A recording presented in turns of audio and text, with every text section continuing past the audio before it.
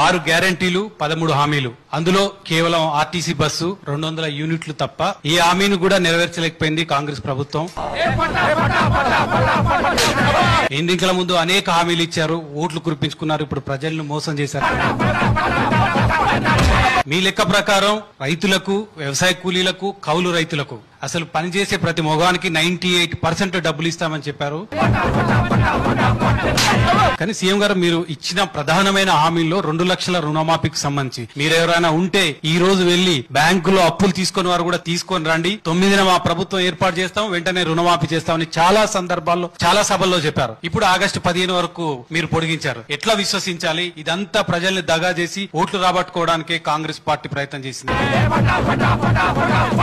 కానీ మీరు అప్పులు 17,000 కోట్లు చేశారు 5 నెలల కాలంలో. ఇప్పటికే మళ్ళీ 35,000 కోట్లు కావాలి మీరు రుణమాఫీ చేయాలంటే. మళ్ళీ మీరు అప్పులు తీసుకొచ్చి రాష్ట్రాన్ని అప్పుల కుప్పలుగా మార్చడమే కదా.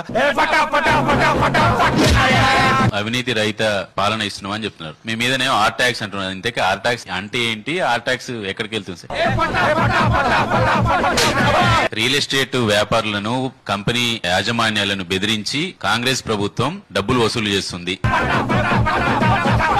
కాంగ్రెస్ పార్టీ సింబల్ మార్చుకొని గాడిద గుడ్డ ఏమైనా పెట్టారేమో ఒకసారి రేవంత్ రెడ్డిని అడగమని చెప్పి మీరు పదే చెప్పారు 100 రోజుల్లో